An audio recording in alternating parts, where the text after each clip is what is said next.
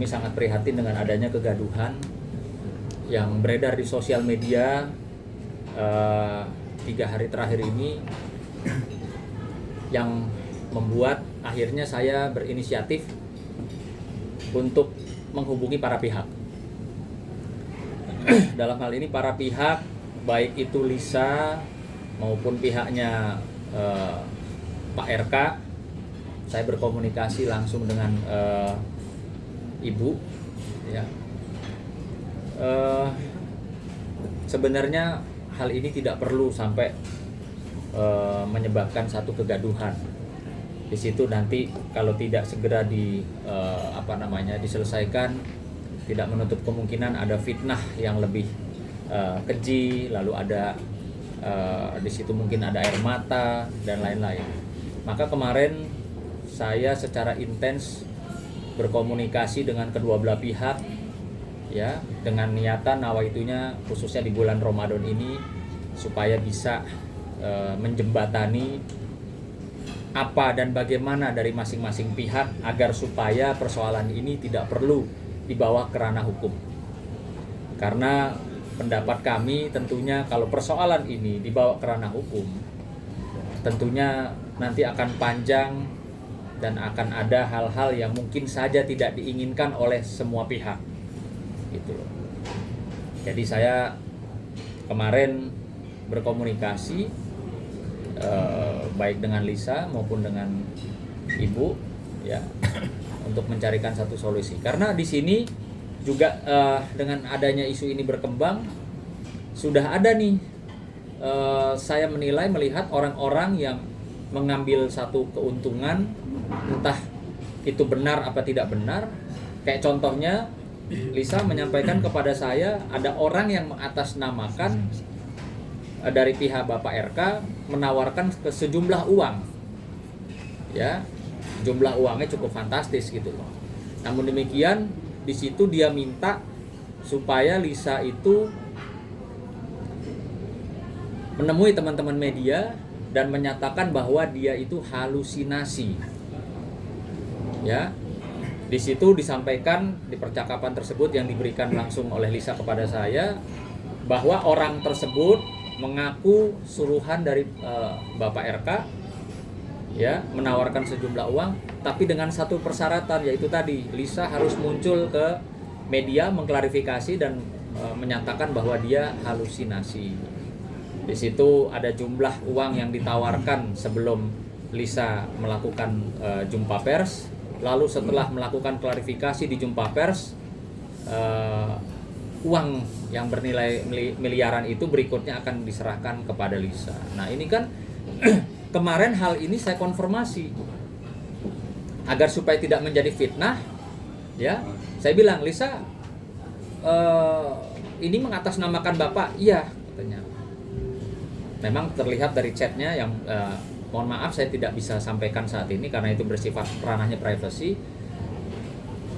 Saya tanya, kalau saya cross check gimana Lisa? Iya boleh bang, di cross check aja bener nggak gitu loh. Orang yang mengaku-ngaku suruhan Bapak RK ini menghubungi dan menawarkan sejumlah uang, tapi dengan catatan harus ketemu teman-teman media dan menyatakan bahwa apa yang disampaikan di sosial media, di Instagram itu adalah hoax atau halusinasi.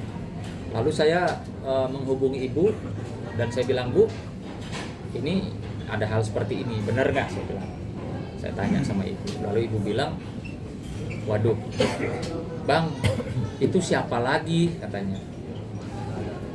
Nah, artinya saya melihat di sini ini sudah mulai ada orang-orang yang entah maksud tujuannya untuk apa, bagaimana kepentingannya, itu sudah mulai menambah suasana ini bisa yang tadinya saya niatnya untuk mempertemukan, ya, secara kekeluargaan, bicarakan baik-baik, ya, sama-sama perlihatkan data tentunya. Ini kok malah jadi membuat ada gap, ya. Karena ternyata setelah saya konfirmasi ke Ibu Cinta, Ibu Atalia, nggak ada tuh. Siapa itu orang-orang kayak begitu gitu. Nah, jadi kami ini prihatin, ya. sangat prihatin dengan apa yang terjadi kepada khususnya kedua belah pihak. Makanya di sini kami ingin menghimbau sebaiknya para pihak itu duduk bersama, silahkan tunjukkan alat bukti atau data, ya, supaya tidak menjadi bola liar atau menjadi fitnah, menjadi bulan-bulanan orang-orang yang tidak bertanggung jawab. Tentunya mungkin ada yang suka, ada yang tidak suka, ada yang nggak suka sama Pak RK, ada yang nggak suka mungkin sama Lisa, jadi kacau gitu loh. Makanya saya betul-betul dari awal mengupayakan bagaimana bisa ada satu titik pertemuan dan solusi yang terbaik. Karena jujur Lisa berkali-kali kemarin seharian termasuk sampai per hari ini menyampaikan kepada saya dia sangat siap kalau ditantang untuk tes DNA.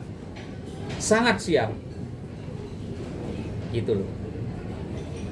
Nah, maka kita kan secara logika berpikir, nah ini berarti Lisa nggak main-main kan gitu. Dia berani, dia berkali-kali, bang udah nggak usah panjang lebar bang katanya, tes DNA aja yuk. Tapi saya nggak mau diintervensi, saya tidak mau diintimidasi, saya tidak mau direkayasa. Tolong bawa saya, kawal saya untuk tes DNA di tempat yang memang betul-betul tidak dapat diintervensi oleh pihak manapun. Artinya Lisa ini berani. Gitu loh. Karena pernyataan dia kemarin disampaikan kepada saya dan per hari ini masih sama bahasanya. Gak usah ribet-ribet bang, kita tes DNA aja. Gitu loh. Nah, ini juga kita harus harus hargai, harus hormati privasi mereka masing-masing. Artinya ya mungkin kalau saat ini belum ada yang menjembatani kedua belah pihak sehingga masing-masing, Pak RK juga saya lihat sudah menunjuk kuasa hukum, lawyer, ya, yang ada bahasa juga, silahkan buktikan secara hukum, kalau tidak kami akan lakukan upaya hukum. Nah justru ini saya rasa tidak perlu sampai sejauh itu, tidak perlu melibatkan urusan antara hubungan kedua belah pihak ini melibatkan proses-proses hukum gitu. Karena apa? Karena saya yakin nanti ke depan itu tadi banyak nanti pihak yang akan jadinya bongkar semua. Ya nggak baik lah untuk semuanya gitu.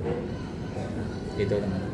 Tapi dari terkait tes DNA itu siapa yang mengajukan dong, boleh tahu dong? Terus kapan ngomongin, boleh diperjelas? Iya, intinya bolak-balik Lisa bilang saya siap kalau memang orang pada berpikir negatif terhadap saya, berpikir saya halu, berpikir saya mengada-ngada, ya saya siap di tes DNA.